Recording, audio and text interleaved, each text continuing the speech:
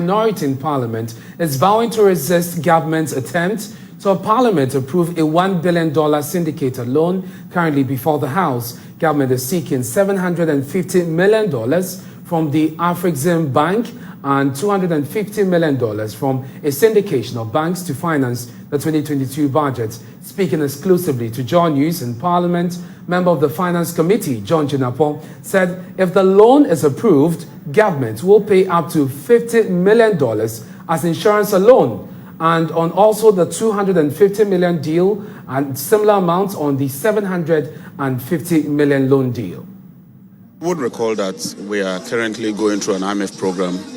Despite insistence from government that we're not going for an IMF program, they've just announced that we are going for an IMF program because we have challenges with balance of support. The economy is on life support. The economy is facing serious challenges. And so even before the IMF engagement commences, government has just brought two agreements for a syndicated loan of $1 billion, $250 million and $750 million.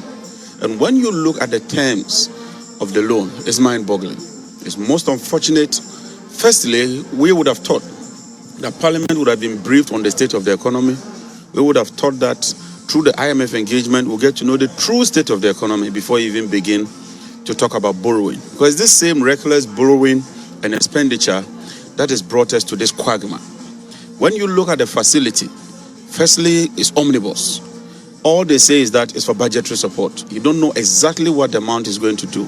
But when you even look at the details, some of the facility, especially the 250, we're going to pay almost $50 million as insurance and then pay about a 1.75 as arrangement or agency fee. It just doesn't make sense. Why would you be paying such a whopping amount on such a figure? What is so special about it that you pay all this amount? Ghana is a sovereign state, and as a sovereign nation, one would have thought that we won't be paying all this amount. We are also surrendering some of our assets, including our rights. We are making a lot of waivers. The British High Commission, the Ghana High Commission in Britain, is being asked to waive even our rights in terms of immunity. This is most unfortunate. And worst of all, President Akufo-Addo and Mr. Kinoforeta wants to borrow this money, spend it today, but the repayment would be when they have left office. Already we've done that with the IMF facility. In 2025, Ghana would have to look for extra 11 billion cedis or more in terms of repayment of loans. So when you add this, obviously in 2025, this economy is going to crash. John Jinapo also says the minority will do everything within its power to ensure that the House does not approve the deal. He's calling on his colleagues on the majority side to join them to kick against it. I think that both majority and minority side should do the needful and ask the minister to withdraw this request. Let's go through all the processes, look at the true state of the economy, why we are in this mess, what we ought to be borrowing, and exactly where we are applying those funds. Given the current circumstance and given what they've given us, it's so opaque, it's not transparent, it doesn't stand the test of time. And I hope that MPs from both sides would put the nation first for the first time and do the needful by rejecting this request. Once again, they are trying to rush this. You would recall that e-levy, we cautioned them, they did not listen.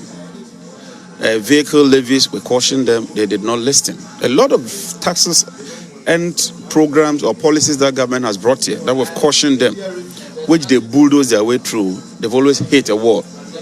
Why would you even want to table this before the House when we haven't even sat as a committee? We haven't even looked at it. The committee hasn't even sat to listen to the Minister of Finance, and yet you've tabled it for tomorrow. Why the rush? Why wouldn't this government listen once and for all? Why wouldn't this government put the nation first once and for all? And like President Mahama said, why won't you take your time? Why are you rushing? This deal is inimical. It is not good. It is not proper. It's not fit for purpose. And we must insist that it is withdrawn and the right thing done before we even think of considering it. Let's do some more analysis on this. Dr. Patrick Isumin is an economist at the University of Ghana Business School, and he joins us via Zoom. Doc, I'm grateful for your time here on Joy News Prime. The minority have a point, don't they? When they say the debt stock is ballooning, we are doing about 7 to 8% when you look at the ratio, and that we need a check on it. But government also argues that these facilities are crucial to get out of the woods. What are your thoughts on this development? Good evening and good evening to viewers. So I think, first of all, we cannot say government activities should stop until we finish the discussion with the IMF. So let's get out of the way. The country still has to run. Government has commitment that it still has to follow. When you read, the documentation I've seen, it says that the loans are for capital and growth-related expenditures. Yes. I'm sure maybe the parliamentarians would have seen a little bit more detail about what this means. So, ordinarily, when we are doing those kind of expenditures, those are the ones that help boost our growth going forward.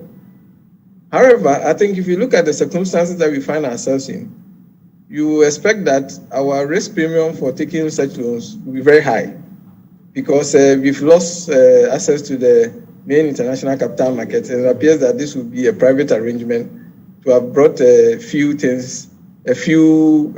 organizations, institutions together to help us with these funds. So in that sense, if the cost is likely to be exorbitant, and when it comes to that, we have to really worry about the interest cost and interest payment, because currently we spend too much of our revenue servicing our loans. So I think from that point of view, you understand why the minority is strongly objecting against it.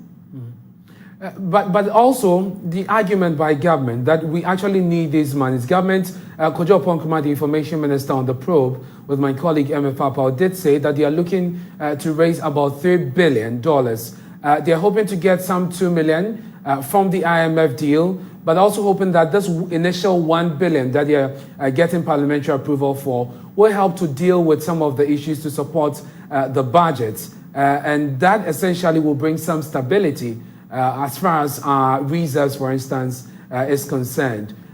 Given that, and if what John Jinapor said is anything to go by, that will start the payment from 2025, is that not a good financial decision to make?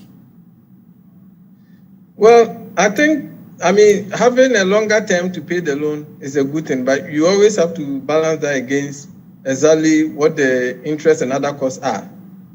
From our side, I'm not sure that those specific details have been made available.